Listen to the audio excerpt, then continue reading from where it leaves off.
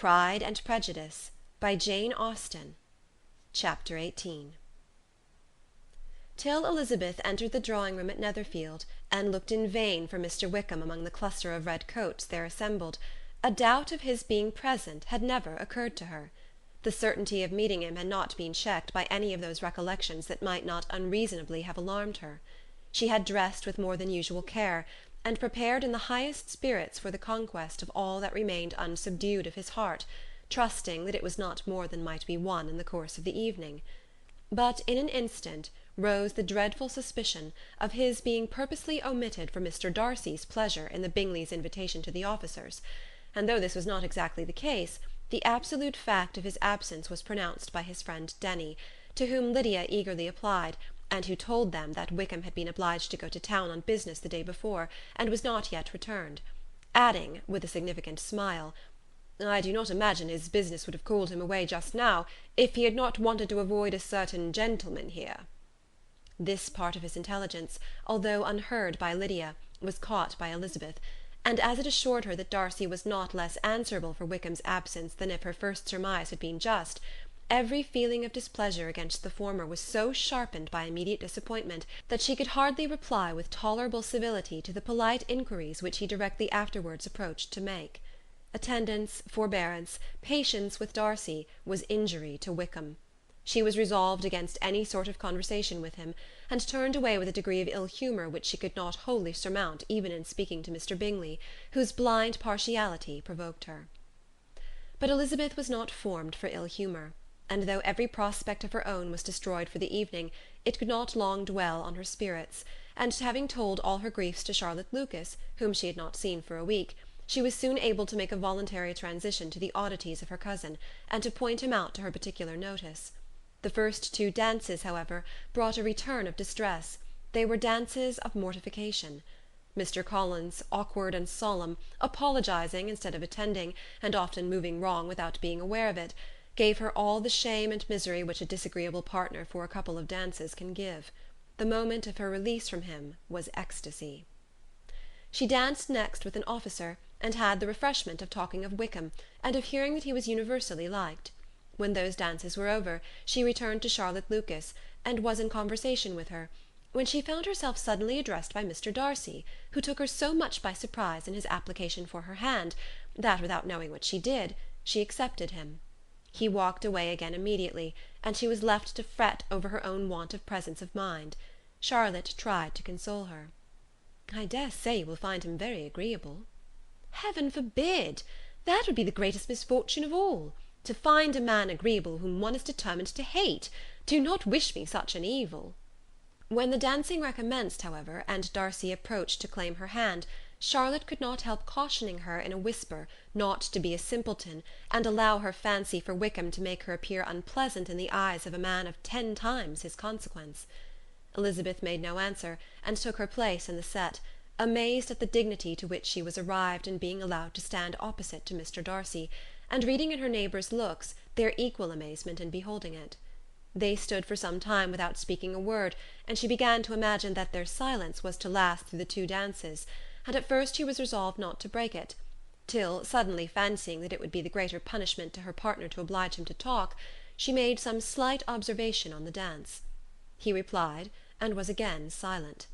After a pause of some minutes, she addressed him a second time with, "It is your turn to say something now, Mr. Darcy.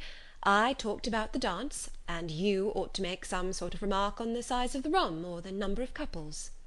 He smiled, and assured her that whatever she wished him to say should be said. "Very well, that reply will do for the present. Perhaps by and by I may observe that private balls are much pleasanter than public ones. But now we may be silent." "Do you talk by rule, then, while you are dancing?" "Sometimes. One must speak a little, you know. It would look odd to be entirely silent for half an hour together, and yet, for the advantage of some, conversation ought to be so arranged as they might have the trouble of saying as little as possible." "Are you consulting your own feelings in the present case, or do you imagine that you are gratifying mine?" "Both," replied Elizabeth archly, "for I have always seen a great similarity in the turn of our minds. We are each of an unsocial, taciturn disposition, unwilling to speak unless we expect to say something that will amaze the whole room, and be handed down to posterity with all the éclat of a proverb." "This is no very striking resemblance of your own character, I am sure," he said. "How near it may be to mine, I cannot pretend to say. You think it a faithful portrait, undoubtedly." "I must not decide on my own performance." He made no answer, and they were again silent till they had gone down the dance, when he asked her if she and her sisters did not very often walk to Meryton. She answered in the affirmative, and, unable to resist the temptation, added, "When you met us there the other day, we had just been forming a new acquaintance." The effect was immediate.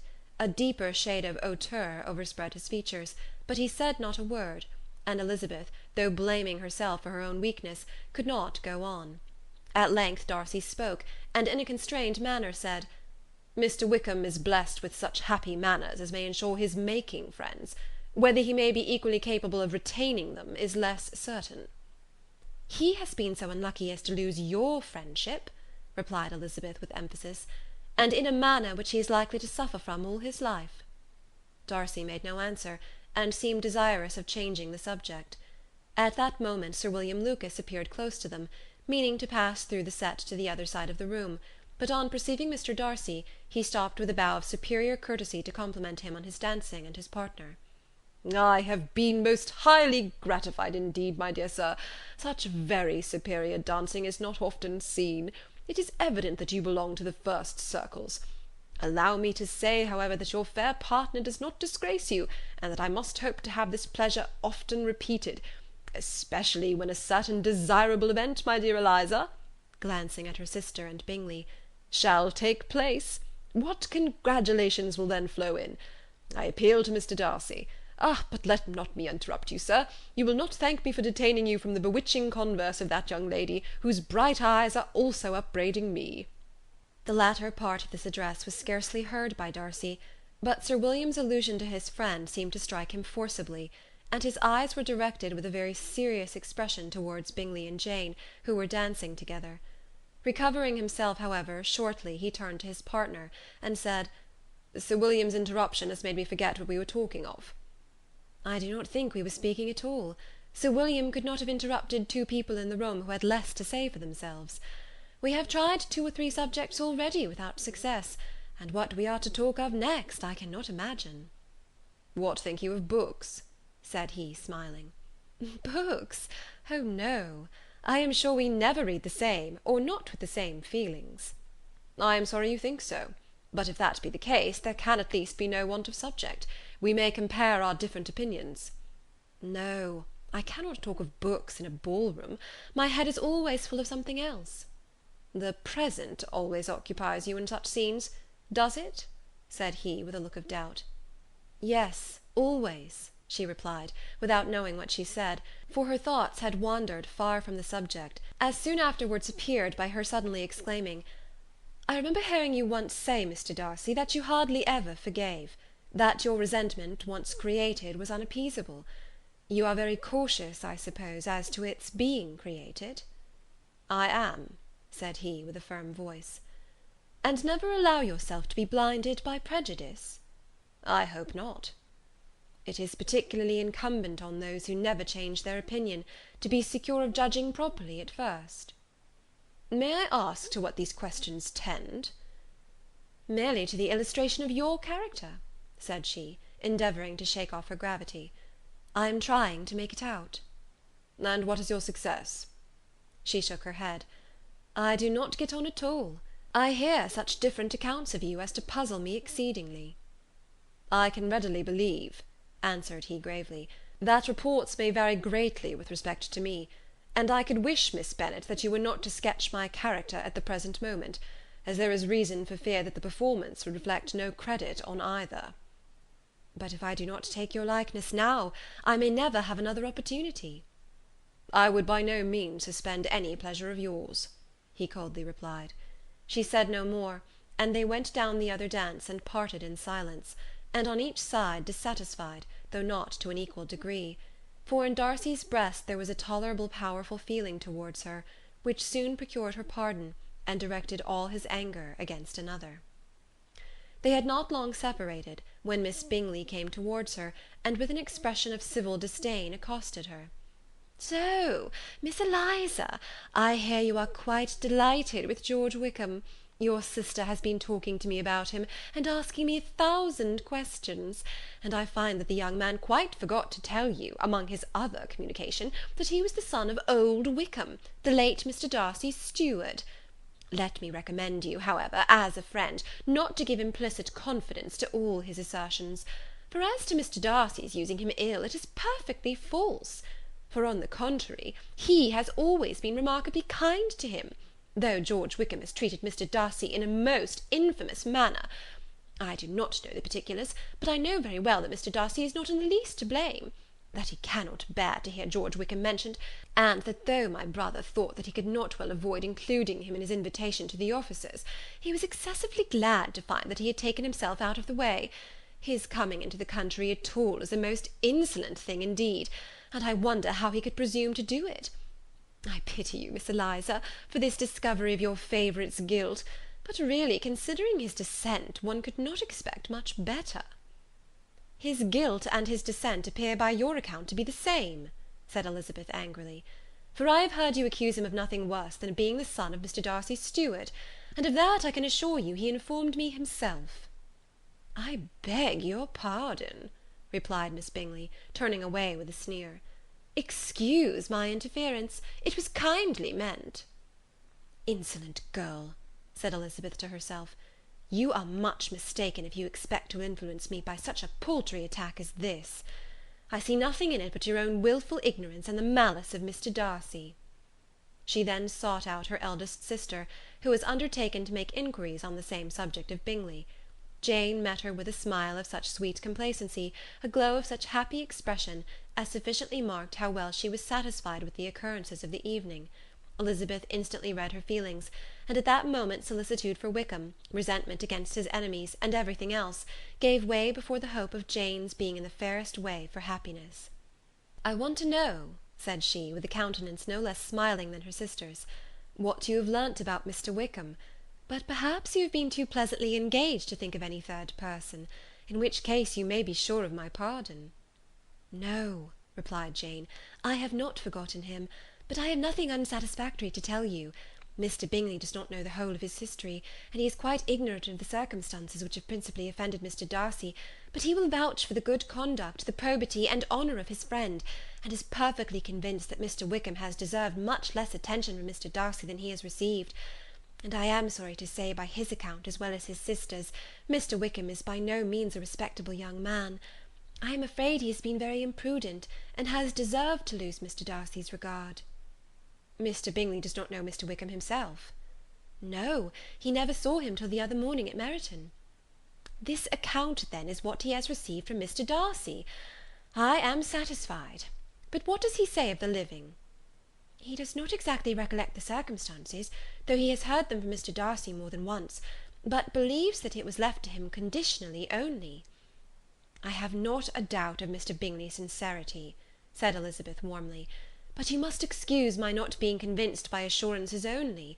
Mr. Bingley's defence of his friend was a very able one, I dare say, but since he is unacquainted with several parts of the story, and has learnt the rest from that friend himself, I shall venture to still think of both gentlemen as I did before." She then changed the discourse to one more gratifying to each, and on which there could be no difference of sentiment. Elizabeth listened with delight to the happy, though modest hopes which Jane entertained of Mr. Bingley's regard, and said all in her power to heighten her confidence in it. On their being joined by Mr. Bingley himself, Elizabeth withdrew to Miss Lucas, to whose inquiry after the pleasantness of her last partner she had scarcely replied, before Mr. Collins came up to them, and told her with great exultation that he had just been so fortunate as to make a most important discovery. "I have found out," said he, "by a singular accident, that there is now in the room a near relation of my patroness. I happened to overhear the gentleman himself mentioning to the young lady who does the honours of the house the names of his cousin, Miss de Bourgh, and of her mother, Lady Catherine. How wonderfully these sort of things occur! Who would have thought of my meeting with, perhaps, a nephew of Lady Catherine de Bourgh in this assembly? I am most thankful that the discovery is made in time for me to pay my respects to him, which I am now going to do, and trust he will excuse my not having done it before. My total ignorance of the connection must plead my apology." "You are not going to introduce yourself to Mr. Darcy?" "Indeed I am. I shall entreat his pardon for not having done it earlier. I believe him to be Lady Catherine's nephew. It will be in my power to assure him that her ladyship was quite well yesterday se'nnight." Elizabeth tried hard to dissuade him from such a scheme, assuring him that Mr. Darcy would consider his addressing him without introduction as an impertinent freedom, rather than a compliment to his aunt, that it was not in the least necessary there should be any notice on either side, and that if it were, it must belong to Mr. Darcy, the superior in consequence, to begin the acquaintance. Mr. Collins listened to her with the determined air of following his own inclination, and when she ceased speaking, replied thus: "My dear Miss Elizabeth, I have the highest opinion in the world, in your excellent judgment, in all matters within the scope of your understanding, but permit me to say, that there must be a wide difference between the established forms of ceremony amongst the laity, and those which regulate the clergy, for give me leave to observe that I consider the clerical office as equal in point of dignity with the highest rank in the kingdom, providing that a proper humility of behaviour is at the same time maintained. You must therefore allow me to follow the dictates of my conscience on this occasion, which leads me to perform what I look on as a point of duty. Pardon me for neglecting to profit by your advice, which, on every other subject, shall be my constant guide, though, in the case before us, I consider myself more fitted by education and habitual study to decide on what is right, than a young lady like yourself." And with a low bow, he left her to attack Mr. Darcy, whose reception of his advances she eagerly watched, and whose astonishment at being so addressed was very evident. Her cousin prefaced his speech with a solemn bow, and though she could not hear a word of it, she felt as if hearing it all, and saw in the motion of his lips the words apology, Hunsford, and Lady Catherine de Bourgh. It vexed her to see him expose himself to such a man. Mr. Darcy was eyeing him with unrestrained wonder, and when at last Mr. Collins allowed him time to speak, replied with an air of distant civility. Mr. Collins, however, was not discouraged from speaking again, and Mr. Darcy's contempt seemed abundantly increasing with the length of his second speech, and at the end of it he only made him a slight bow, and moved another way. Mr. Collins then returned to Elizabeth. "I have no reason, I assure you," said he, "to be dissatisfied with my reception. Mr. Darcy seemed much pleased with the attention. He answered me with the utmost civility, and even paid me the compliment of saying that he was so well convinced of Lady Catherine's discernment as to be certain she could never bestow a favour unworthily. It was really a very handsome thought. Upon the whole, I am much pleased with him." As Elizabeth had no longer any interest of her own to pursue, she turned her attention almost entirely on her sister and Mr. Bingley, and the train of agreeable reflections which her observations gave birth to made her perhaps almost as happy as Jane. She saw her in idea settled in that very house, in all the felicity which a marriage of true affection could bestow, and she felt capable, under such circumstances, of endeavouring even to like Bingley's two sisters. Her mother's thoughts she plainly saw were bent the same way, and she determined not to venture near her, lest she might hear too much. When they sat down to supper, therefore, she considered it a most unlucky perverseness which placed them within one of each other, and deeply was she vexed to find that her mother was talking to that one person, Lady Lucas, freely, openly, and of nothing else but her expectation that Jane would soon be married to Mr. Bingley. It was an animating subject, and Mrs. Bennet seemed incapable of fatigue, while enumerating the advantages of the match. His being such a charming young man, and so rich, and living but 3 miles from them, were the first points of self-gratulation, and then it was such a comfort to think how fond the two sisters were of Jane, and to be certain that they must desire the connection as much as she could do. It was, moreover, such a promising thing for her younger daughters, as Jane's marrying so greatly must throw them in the way of other rich men.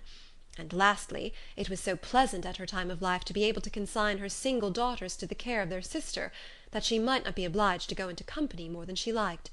It was necessary to make this circumstance a matter of pleasure, because on such occasions it is the etiquette, but no one was less likely than Mrs. Bennet to find comfort in staying home at any period of her life. She concluded with many good wishes that Lady Lucas might soon be equally fortunate, though evidently and triumphantly believing there was no chance of it. In vain did Elizabeth endeavour to check the rapidity of her mother's words, or persuade her to describe her felicity in a less audible whisper, for, to her inexpressible vexation, she could perceive that the chief of it was overheard by Mr. Darcy, who sat opposite to them. Her mother only scolded her for being nonsensical. "What is Mr. Darcy to me, pray, that I should be afraid of him? I am sure we owe him no such particular civility, as to be obliged to say nothing he may not like to hear." "For heaven's sake, madam, speak lower. What advantage can it be for you to offend Mr. Darcy? You will never recommend yourself to his friend by so doing." Nothing that she could say, however, had any influence. Her mother would talk of her views in the same intelligible tone. Elizabeth blushed and blushed again with shame and vexation. She could not help frequently glancing her eye at Mr. Darcy, though every glance convinced her of what she dreaded, for though he was not always looking at her mother, she was convinced that his attention was invariably fixed on her. The expression of his face changed gradually from indignant contempt to a composed and steady gravity. At length, however, Mrs. Bennet had no more to say, and Lady Lucas, who had been long yawning at the repetition of delights which she saw no likelihood of sharing, was left to the comforts of cold ham and chicken. Elizabeth now began to revive, but not long was the interval of tranquillity, for when supper was over, singing was talked of, and she had the mortification of seeing Mary, after very little entreaty, preparing to oblige the company. By many significant looks and silent entreaties did she endeavour to prevent such a proof of complaisance, but in vain. Mary would not understand them. Such an opportunity of exhibiting was delightful to her, and she began her song. Elizabeth's eyes were fixed on her with most painful sensations, and she watched her progress through the several stanzas with an impatience which was very ill rewarded at their close. For Mary, on receiving, amongst the thanks of the table, the hint of a hope that she might be prevailed on to favour them again, after the pause of half a minute, began another.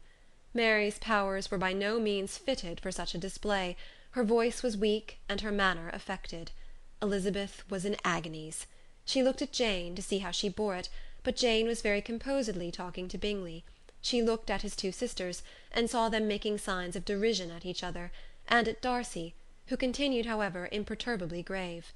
She looked at her father to entreat his interference, lest Mary should be singing all night. He took the hint, and when Mary had finished her second song, said aloud, "That will do extremely well, child. You have delighted us long enough. Let the other young ladies have time to exhibit." Mary, though pretending not to hear, was somewhat disconcerted, and Elizabeth, sorry for her, and sorry for her father's speech, was afraid her anxiety had done no good. Others of the party were now applied to. "If I," said Mr. Collins, "was so fortunate as to be able to sing, I should have great pleasure, I am sure, in obliging the company with an air, for I consider music as a very innocent diversion, and perfectly compatible with the profession of a clergyman. I do not mean, however, to assert that we can be justified in devoting too much of our time to music, for there are certainly other things to be attended to. The rector of a parish has much to do. In the first place, he must make such an agreement for tithes as may be beneficial to himself, and not offensive to his patron. He must write his own sermons, and the time that remains will not be too much for his parish duties, and the care and improvement of his dwelling, which he cannot be excused from making as comfortable as possible. And I do not think it of light importance that he should have attentive and conciliatory manner towards everybody, especially towards those to whom he owes his preferment. I cannot acquit him of that duty, nor could I think well of the man who should omit an occasion of testifying his respect towards anybody connected with the family." And with a bow to Mr. Darcy, he concluded his speech, which had been spoken so loud as to be heard by half the room. Many stared, many smiled, but no one looked more amused than Mr. Bennet himself, while his wife seriously commended Mr. Collins for having spoken so sensibly, and observed in a half-whisper to Lady Lucas that he was a remarkably clever, good kind of young man.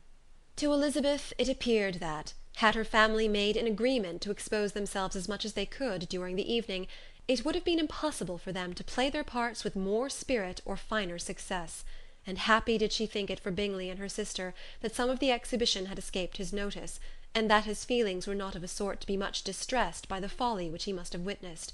That his two sisters and Mr. Darcy, however, should have such an opportunity of ridiculing her relations was bad enough, and she could not determine whether the silent contempt of the gentlemen or the insolent smiles of the ladies were more intolerable. The rest of the evening brought her little amusement. She was teased by Mr. Collins, who continued most perseveringly by her side, and though he could not prevail on her to dance with him again, put it out of her power to dance with others. In vain did she entreat him to stand up with somebody else, and offer to introduce him to any young lady in the room. He assured her that as to dancing he was perfectly indifferent to it, that his chief object was by delicate attentions to recommend himself to her, and that he should therefore make a point of remaining close to her the whole evening. There was no arguing upon such a project. She owed her greatest relief to her friend Miss Lucas, who often joined them, and good-naturedly engaged Mr. Collins' conversation to herself. She was at least free from the offence of Mr. Darcy's further notice, though often standing within a very short distance of her, quite disengaged, he never came near enough to speak. She felt it to be the probable consequence of her allusions to Mr. Wickham, and rejoiced in it. The Longbourn party were the last of all the company to depart, and by a manoeuvre of Mrs. Bennet had to wait for their carriage a quarter of an hour after everybody else was gone, which gave them time to see how heartily they were wished away by some of the family. Mrs. Hurst and her sister scarcely opened their mouths, except to complain of fatigue, and were evidently impatient to have the house to themselves. They repulsed every attempt of Mrs. Bennet at conversation, and by doing so threw a languor over the whole party, which was very little relieved by the long speeches of Mr. Collins, who was complimenting Mr. Bingley and his sisters on the elegance of their entertainment, and the hospitality and politeness which had marked their behaviour to their guests. Darcy said nothing at all. Mr. Bennet, in equal silence, was enjoying the scene. Mr. Bingley and Jane were standing together, a little detached from the rest, and talked only to each other. Elizabeth preserved as steady a silence as either Mrs. Hurst or Miss Bingley, and even Lydia was too much fatigued to utter more than the occasional exclamation of "Lord, how tired I am!" accompanied by a violent yawn. When at length they arose to take leave, Mrs. Bennet was most pressingly civil in her hope of seeing the whole family soon at Longbourn, and addressed herself especially to Mr. Bingley, to assure him how happy he would make them by eating a family dinner with them at any time, without the ceremony of a formal invitation. Bingley was all grateful pleasure, and he readily engaged for taking the earliest opportunity of waiting on her, after his return from London, whither he was obliged to go the next day for a short time. Mrs. Bennet was perfectly satisfied, and quitted the house under the delightful persuasion that, allowing for the necessary preparation of settlements, new carriages, and wedding clothes, she should undoubtedly see her daughter settled at Netherfield in the course of 3 or 4 months. Of having another daughter married to Mr. Collins she thought with equal certainty, and with considerable, though not equal, pleasure. Elizabeth was the least dear to her of all her children, and though the match and the man were quite good enough for her, the worth of each was eclipsed by Mr. Bingley and Netherfield. End of Chapter 18.